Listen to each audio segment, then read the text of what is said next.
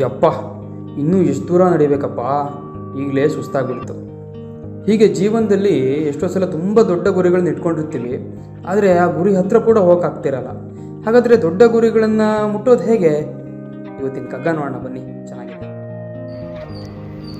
ಮೇರು ಪರ್ವತ ಕಿಹುವು 108 ಶಿಖರಗಳು, ದಾರಿ 100 ನಿಲ್ಲುವ ಕಡೆ 100. ಸಾರು ನೀಂ ಯಾತ್ರಿಕರಿಗೆಲ್ಲ ಕೆಳೆಯಾಗಿರುತ್ತೆ. ಮೇರು ಸಂಸ್ಕೃತಿಯೇ ಬಲ ಮಂಕುತಿಮ್ಮ. ವಾಹ್, ಇನ್ ಸಕ್ಕತ್ತಾಗಿದೆ ಅಲ್ಲ ಚಂದ್ರು? ಈ ಮೇರು ಪರ್ವತಕ್ಕೆ 108 ಶಿಖರಗಳಿದೆ.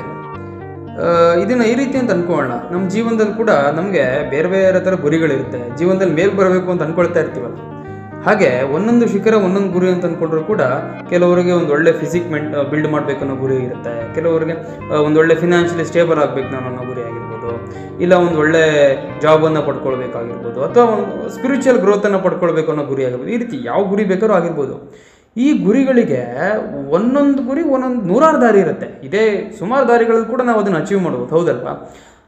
ಹಾಗೆ ಎಷ್ಟೋ ಸಲ 100 ತಂಗುದಾಣ, ಎಷ್ಟೋ ಸಲ ನಾವು ಸ್ಟಾಪ್ ಮಾಡಬೇಕಾಗುತ್ತೆ, ನಿಲ್ಲಿಸ್ಬೇಕಾಗತ್ತೆ. ಅಂದರೆ ಸುಮ್ಮನೆ ಕಂಟಿನ್ಯೂಸ್ ಆಗಿ ನಾವು ಹೋಗ್ತಾ ಇರೋಕ್ಕೂ ಕೂಡ ಆಗಲ್ಲ, ಸುಸ್ತಾಗ್ಬಿಡುತ್ತೆ, ದೇಹ ಮನಸ್ಸು ಕೂಡ ತಡೆಯೋದಿಲ್ಲ ಅಲ್ವಾ?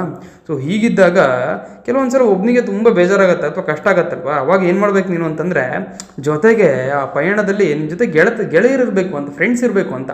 ಆ ಯಾತ್ರಿಕರು ಅವರ ಒಂದು ಗೆಳೆತನವನ್ನು ನೀನು ಪಡ್ಕೊಂಡು ಖುಷಿಯಾಗಿ ಆ ಗುರಿಯನ್ನು ಒಂದು ಸಾಧನೆ ಮಾಡಲಿಕ್ಕೆ ನೀವು ಹೊರಡಬೇಕು ಅಂತ.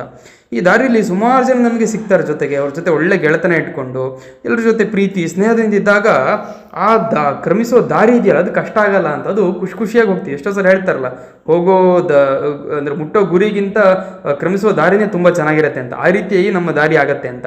ಅದಕ್ಕೆ ಜೊತೆಗೆ ಎಲ್ಲರ ಜೊತೆ, ಸಮಾಜದ ಎಲ್ಲರ ಜೊತೆ ಖುಷಿಯಾಗಿ ಇದ್ದಾಗ ಮಾತ್ರ ಆ ಗುರಿ ನಮಗೆ ಸುಲಭ ಆಗತ್ತೆ ಅಂತ. ಹೀಗೆ ಮಾಡಿದ್ರೆ ಮಾತ್ರ ನಾವನ್ನು ಗುರಿಯನ್ನು ಮುಟ್ಬೋದು. ಆದರೆ ಕೊನೆಗೆ ಆ ಗುರಿ ಇರುತ್ತಲ್ಲ, ಆ ಗುರಿನೇ ನಮಗೆ ಪ್ರಯಾಣಕ್ಕೆ ಬಲ ಕೊಡಬೇಕು ಅಂತ. ಎಷ್ಟೋ ಸಲ ಎಲ್ಲರೂ ಕೊನೆವರೆಗೂ ನಿನ್ನ ಜೊತೆ ಬರದೇ ಇರ್ಬೋದಲ್ವಾ? ಸೊ ಹೀಗಿದ್ದಾಗ ಆ ಗುರಿ ಏನಿರುತ್ತೆ, ನಿನ್ನ ಫೈನಲ್ ಗುರಿ, ಅದೇ ನಿನ್ನ ಬಲ. ಆ ಗುರಿಯನ್ನು ನೆನೆಸ್ಕೊಂಡು ನೀನು ಅವಾಗ ಮುಂದೆ ಹೋಗ್ಬೇಕಾಗತ್ತೆ ಅಂತ ಇವತ್ತಿನ ಕಗ್ಗದ ಒಂದು ಗೂಢಾರ್ಥ. ಎಷ್ಟು ಚೆನ್ನಾಗಿದೆ ಅಲ್ವಾ? ಗೋವಾದಲ್ಲಿನ ಕಾಡುಗಳಲ್ಲಿ ಹೋಗುತ್ತಿರುವ ನಾವುಗಳು.